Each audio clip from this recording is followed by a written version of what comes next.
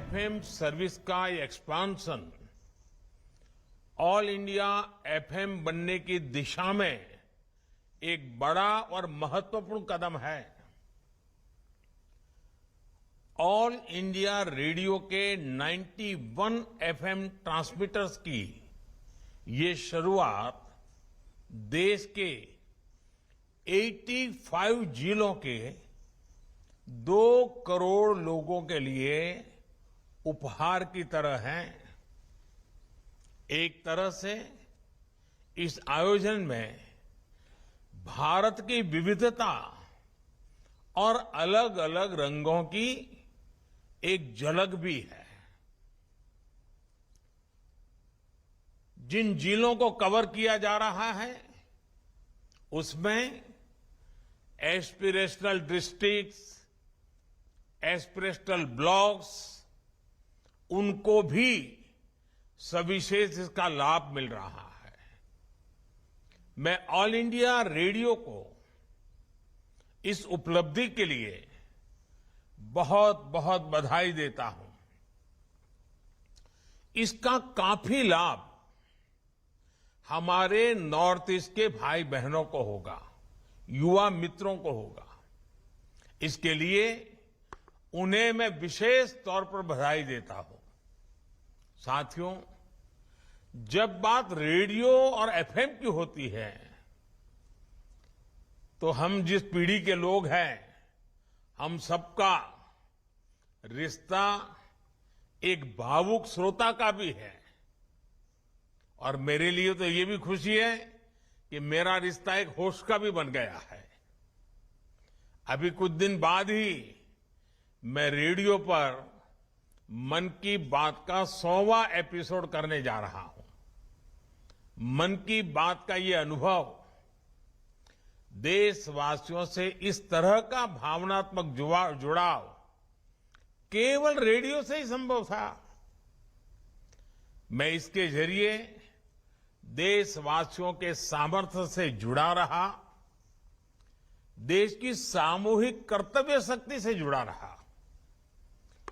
स्वच्छ भारत अभियान हो, बेटी बचाओ बेटी पढ़ाओ हो, या हर घर तिरंगा अभियान हो, मन की बात ने इन अभियानों को जन आंदोलन बना दिया। इसलिए एक तरह से मैं ऑल इंडिया रेडियो की आपकी टीम का भी हिस्सा हूं। साथियों, आज के इस आयोजन की एक और खास बात है। ये वंचितों को वरीयता की सरकार की नीति को आगे बढ़ाता है, जो अब तक इस सुविधा से वंचित रहे, जिन्हें बहुत दूर दराज में रहने वाला माना जाता था, वो अब हम सभी से और ज्यादा कनेक्ट होंगे। समय पर जरूरी जानकारी पहुंचाना हो, कम्युनिटी बिल्डिंग का काम हो, एग्रीकल्चर से जुड़ी मौसम की जानकारियां हो, किसानों को फसलों, फल, सब्जियों की कीमत की ताजा जानकारी हो, केमिकल खेती से होने वाले नुकसान की चर्चा हो, खेती के लिए आधुनिक मशीनों की पुलिंग हो, महिलाओं के सेल्फ हेल्प ग्रुप को नए बाजारों के बारे में बताना हो, या फिर किसी प्राकृतिक आपदा के समय पूरे क्षेत्र की मदद करना, इन एफएम ट्रांसमीटर्स की बहुत अहम भूमिका रहेगी। इसके अलावा एफएम की जो इंफोटेनमेंट वैल्यू है वो तो होगी ही।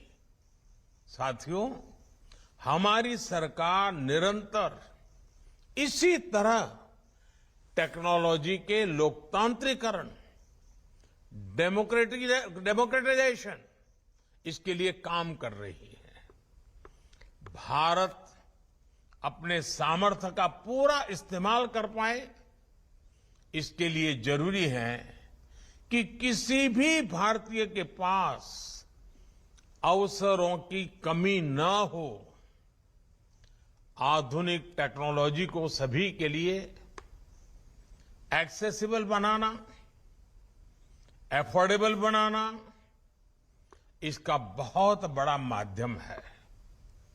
आज भारत में जिस तरह गांव-गांव तक ऑप्टिकल फाइबर पहुंचाया जा रहा है, मोबाइल और मोबाइल डेटा दोनों की कीमत इतनी कम हुई है, उसने एक्सेस टू इंफॉर्मेशन को बहुत आसान बना दिया है। आजकल हम देखते हैं देश के कोने-कोने में, गांव-गांव में नए डिजिटल एंटरप्रेन्योर्स बन रहे हैं। गांव के युवा गांव में रहते हुए ही डिजिटल टेक्नोलॉजी का लाभ उठाकर कमाई कर रहे हैं। इसी तरह जब हमारे छोटे दुकानदारों को, रेहड़ी पटरी वाले साथियों को इंटरनेट और यूपीआई से मदद मिली, तो उन्होंने बैंकिंग सिस्टम का लाभ लेना भी शुरू कर दिया। आज टेक्नोलॉजी की मदद से हमारे मछुआरे साथियों को मौसम संबंधी सही जानकारी सही समय पर मिलती है। आज टेक्नोलॉजी की मदद हमारे लघु उद्यमी अपने प्रोडक्ट्स देश के कोने-कोने में बेच पा रहे हैं। इसमें गवर्नमेंट ई मार्केट प्लेस यानी जेम से भी उन्हें मदद मिल रही है। साथियों, बीते वर्षों में देश में जो टेक रिवॉल्यूशन हुआ है, उसने रेडियो और विशेषकर एफएम को भी नए अवतार में गढ़ा है। इंटरनेट के कारण रेडियो पिछड़ा नहीं, बल्कि ऑनलाइन एफएम के जरिए, पॉडकास्ट के जरिए इनोवेटिव तरीके से सामने उभर करके आया है। यानी डिजिटल इंडिया ने रेडियो को नए लिसनर्स भी दिए हैं और नई सोच भी दी है। यही रिवॉल्यूशन आप संचार के हर माध्यम में देख सकते हैं। जैसे आज देश के सबसे बड़े DTH platform DD free dish की सेवा 4 करोड़ 30 लाख घरों में पहुंच रही है। देश के करोड़ों ग्रामीण घरों में, बॉर्डर के पास वाले इलाकों में आज दुनिया की हर सूचना रियल टाइम में पहुंच रही है। समाज का जो वर्ग दशकों तक कमजोर और वंचित रहा, उसे भी फ्री डिश से एजुकेशन और एंटरटेनमेंट की सुविधा मिल रही है। इससे समाज के अलग अलग वर्गों के बीच असमानता दूर करने और हर किसी तक क्वालिटी इंफॉर्मेशन पहुंचाने में सफलता मिली है। आज डीटीएच चैनलों पर विभिन्न प्रकार के एजुकेशन कोर्सेज उपलब्ध है। एक से बढ़कर एक यूनिवर्सिटी का ज्ञान सीधे आपके घर तक पहुंच रहा है। कोरोना काल में इसने देश के करोड़ों विद्यार्थियों की बहुत मदद की है। डीटीएच हो या फिर एफएम रेडियो, इनकी ये ताकत हमें फ्यूचर इंडिया में झोंकने के लिए एक विंडो देती है। हमें इसी भविष्य के लिए खुद को तैयार करना है। साथियों, एफएम ट्रांसमीटर से बन रही इस कनेक्टिविटी का एक और आयाम है। देश की सभी भाषाओं और विशेष रूप से 27 बोलियों वाले इलाकों में इन एफएम ट्रांसमीटर्स से ब्रॉडकास्ट होगा। यानी ये कनेक्टिविटी सिर्फ कम्युनिकेशन के साधन को ही आपस में नहीं जोड़ती, बल्कि लोगों को भी जोड़ती है। ये हमारी सरकार के काम करने के तरीके की एक पहचान है। अक्सर जब हम कनेक्टिविटी की बात करते हैं तो हमारे सामने रोड, रेल, एयरपोर्ट की तस्वीर उभरती है। लेकिन हमारी सरकार ने फिजिकल कनेक्टिविटी के अलावा सोशल कनेक्टिविटी को बढ़ाने पर भी उतना ही जोर दिया है। हमारी सरकार कल्चरल कनेक्टिविटी और इंटेलेक्चुअल कनेक्टिविटी को भी लगातार मजबूत कर रही है। जैसे पिछले 9 वर्षों में हमने पद्म अवार्ड, साहित्य और कला अवार्ड के द्वारा देश के अलग अलग हिस्सों के रियल हीरोज को सामने सम्मानित किया है। पहले की तरह पद्म सम्मान सिफारिश के आधार पर नहीं, बल्कि देश और समाज की सेवा के आधार पर दिया जाता है। आज जो पद्म सम्मान पाने वाले साथी हमारे साथ जुड़े हैं, वो इसे भली भांति जानते हैं। देश के अलग अलग हिस्सों में तीर्थ स्थलों, धार्मिक स्थानों का कायाकल्प होने के बाद एक राज्य का व्यक्ति दूसरे राज्य में जा रहा है।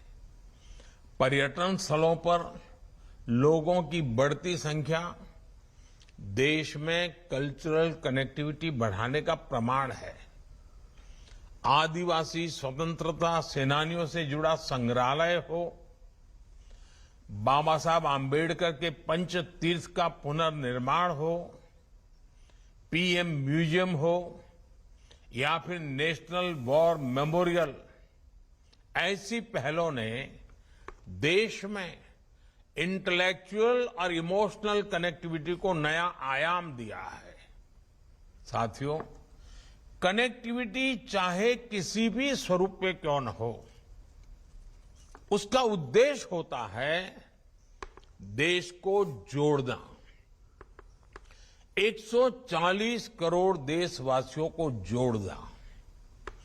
ऑल इंडिया रेडियो जैसे सभी कम्युनिकेशन चैनल्स के लिए भी यही विजन होना चाहिए, यही मिशन होना चाहिए। मुझे विश्वास है आप इस विजन को लेकर इसी तरह आगे बढ़ते रहेंगे। आपका ये विस्तार संवाद के जरिए देश को नई ताकत देता रहेगा। एक बार फिर आकाशवाणी को, देश के दूर दराज के क्षेत्र के मेरे प्यारे भाइयों बहनों को मैं बहुत बहुत शुभकामनाएं देता हूं, बहुत बधाई देता हूं। धन्यवाद।